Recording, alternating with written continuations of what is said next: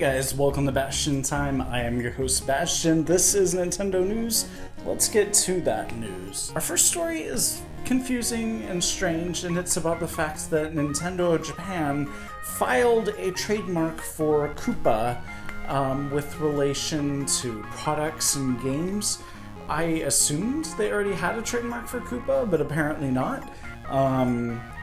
They have not, as far as I know, filed a similar trademark for Bowser, which is, of course, the name we know him by over here in the US. Yes, he's not called Bowser over in Japan, he's called KOOPA. And, you know, that's originally what he was called here in the US. I think definitely in Super Mario Bros. 1. I don't think it was ever mentioned in Super Mario Bros. 2.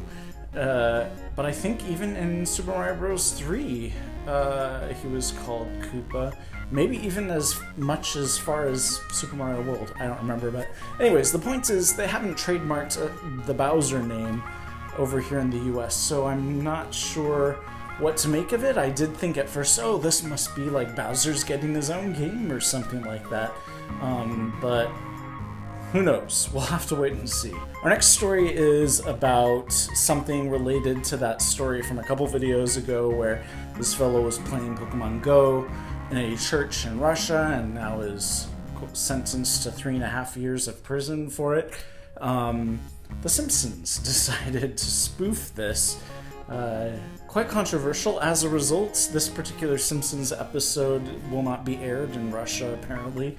But, yikes, if you want to watch that clip, there's a link down there for you. Our next story is about Dueling Peaks, which is a landscape in Breath of the Wild. This isn't going to contain any spoilers, just about the fact that there is a place called Dueling Peaks, so don't worry if you haven't played Breath of the Wild yet. But anyways, basically, the issue here with this news story is that apparently this place is based on an actual real-life place. If you look at the comparison pictures, it's like, wow, that definitely can't be an accident. That's definitely intentional. Originally, while I was playing the game, I thought, oh, they're just trying to recreate a similar looking vista in a previous Zelda game, but no, apparently they're actually purposely trying to recreate this real-life landscape. So that's two so far, two actual real-life places that have inspired landscapes in Breath of the Wild. That's pretty interesting. If you want to look at more pictures of this real-life place and read more about it, there's a link down there for you. So, some Super Mario Bros. Hallmark ornaments are coming this holiday season. Actually, they're coming even sooner. They're coming in July, I think, which is, I guess that's when Hallmark decides to put out their ornaments. Anyways, there's a Mario one, and a Yoshi one, and a Luigi one. I might consider buying some Mario Christmas ornaments. My tree was a little sparse this past year, so...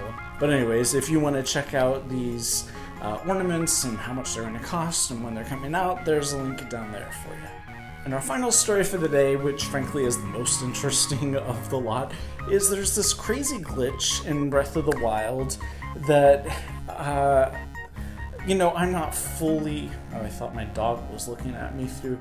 I have got a new dog, by the way. We picked him up from the shelter last week, and I was worried about how he was going to do during this recording session, and he's been doing pretty good so far, but I've got these sliding doors that come...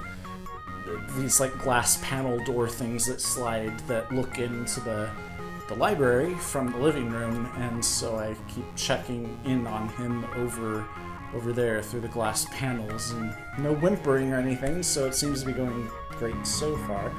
Anyways, what the heck was I talking about? Oh yeah, there's a crazy glitch in Breath of the Wild wherein, to be honest, I didn't fully understand what the heck was going on. I had to watch the video with the sound off because somebody was sleeping at the time, and I don't really understand what's going on, but it causes all kinds of crazy things to occur, including forcing you to, you can drop the Master Sword, which is bizarre, and then once you do so, it will display a message on the screen saying that the Master Sword has returned to the forest, which means that the programmers were so worried that there could exist a glitch somewhere in the game that they programmed some sort of if-then sort of thing, like if somehow the player drops the Master Sword, which is not something that we will allow them to do legitimately, but if somehow there's a glitch that forces them to drop the Master Sword, then it will return to the forest. Or maybe this sheds some light on an older feature, like maybe, you know, when you're using the Master Sword in the game, you can only use it for so long before its power runs out. Maybe after its power ran out, originally you were supposed to have to take it back to its pedestal, recharge it, pull it back out, and then you're good to go. I don't know. Anyways, it's very interesting. If you want to watch this video, there's a link down there for you. That is it for this episode of Nintendo News. See you guys in a couple days for more news. Bye, guys.